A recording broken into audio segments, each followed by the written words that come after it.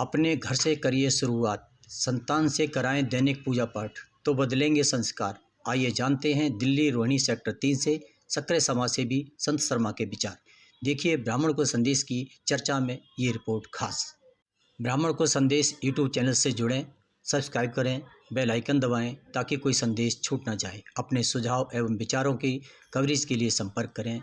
Mobile number 85 95 86 41 75, WhatsApp एवं mobile number 93 13 64 84 83 पर। पछताए होत क्या जब चिड़िया चुग गई खेत।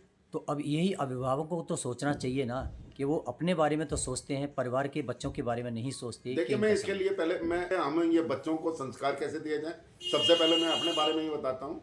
मेरे 2 बेटे हैं, 2 बेटों के पास मेरे जो बड़ा बेटा है उस पर ट्विंस 2 बेटे हैं। आज वो 8th क्लास में जा रहे हैं मान लो। पर मेरे घर में पूजा पाठ हम नहीं करते शुरू में सुबह की। हमारे बच्चे जब वो सुबह उठेंगे, उठने के बाद नहाएंगे और नहाने के बाद पूजा भी वही ही करेंगे। पहले पूजा करने के बाद उनको ब्रेकफास्ट दिया जाएगा, तब जाके उनको स्कूल जाएंगे। स्कूल से आने के बाद फिर उनको टाइम टू टाइम अपना आराम से भोजन किया, रेस्ट किया, उसके बाद फिर स्टडी।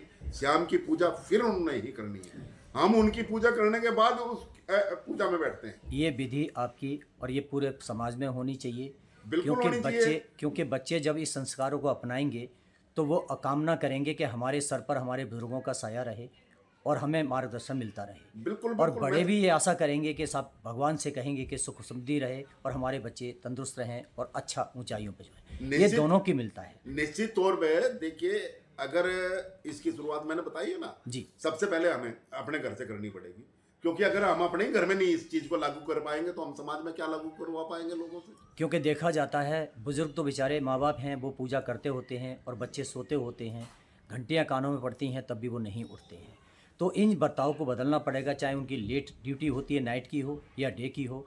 ये क्रम जो है उन्हें अपनाना चाहिए, चाहे बेशक उसके बाद में आप आराम करें या सोएं। बिल्कुल बिल्कुल। और इससे देखिए 2 चीजें मिलती हैं परिवार में। जब हम अपने बच्चों को इसके पूजा के प्रति प्रेरित करेंगे, सुबह उठने की जल्दी आदत डलवाएंगे और सब चीज़ों समाज के बारे में ज्ञान देंगे, राष्ट्र के बारे में ज्ञान देंगे और अपनी संस्कृति के बारे में। सबसे बड़ी बात यह है कि आजकल नई जनरेशन जो आ रही है ये संस्कृति ही भूले बैठी है। आप किसी से भी पूछ लीजिए भाई, हाँ जगह आपने भगत सिंह का नाम सुना है, आज़ाद का नाम सुना है, महर्षि विवेकानंद जी का नाम सुना है? ये किसी को भी नहीं पता है। परशुराम जी का नाम सुना है? आधे से बच्चों को नहीं पता। देश के प्रधानमंत्री कौन है उनका नाम नहीं पता बच्चों को आज की डेट में। जबकि आज की शिक्षा पद्धति को बहुत एडवांस बताया जा रहा है। 2.5 साल की उम्र से बच्चों को भेज दिया जाता है पूरी जानकारी लेने के लिए और उसके बाद भी सब कुछ नहीं मिलता। एडवांस मैं नहीं चाहता। देखिए हमारे जो युवा पीढ़ी है, मुझे लगता है ये पश्चिमी सभ्यता की तरफ दौड़ रही है। मैं तो आपको साफ बात बताऊं, जब से ये मोबाइल क्रांति हमारे देश में आई है ना, इसने बच्चों को पैदा होते ही बच्चे के हाथ में मोबाइल आ जाता है आज की डेट में। क्योंकि शिक्षा भी दी जा रही है, वो ऑनलाइन पे परीक्षाएं दी जाती हैं, ज़्यादातर एजुकेशन दी जा रही है। तो फिर स्कूल के पैसे क्यों? नहीं, स्कूल के पैसे मैं तो देखिए पहले मैं बताऊं, अभी मैंने अपने बच्चों के लिए क्या किया था। हम क्या करते हैं कि सबसे ऊंचे स्कूल की तरफ को दौड़ लगाते हैं जी, जहाँ पैसा भी खर्च होता है ज़्यादा। मैं सक्षम हूँ, सारी चीज़ें हैं, पर मैंने अपने बच्चों को बड़े छोटे से स्कूल में डाला। उसके बाद मैंने अपने घर में ट्यूशन रखी, सारी चीज़ें रखी। आप उनको जब तक आपके हाथ में है ये सारी चीज़ें, अपने बच्चों का भविष्य संभालना। क्योंकि हमारे पास क्या है, सबसे बड़ी बात क्या है कि अभिभावक भी, मैं इनमें अभिभावकों की सबसे ज़्यादा कमी निकालूंगा। क्योंकि क्या है कि हम अपने बच्चों को, अपने परिवार को इन टाइम दे पाते हैं। मैं इतना बिजी होने के बावजूद भी मैं कहीं विभिन्न संस्थाओं से जुड़ा हुआ हूँ। समस्त हनुमान भगत सेवा समिति मरगट वाले बाबा जमुना बाजार, मैं उसका भी ज्वाइंट सेक्रेटरी हूँ। और श्री माधव निष्काम सेवा संस्थान, मैं उसका भी अध्यक्ष हूँ। उसके माध्यम से हम समय समय पर भागवत का भी आयोजन करवाते हैं, रामचरितमानस का भी करवाते हैं। हम जगेंगे तो देश जगेगा और देश को जगाने का ही हम अग्रसर हैं।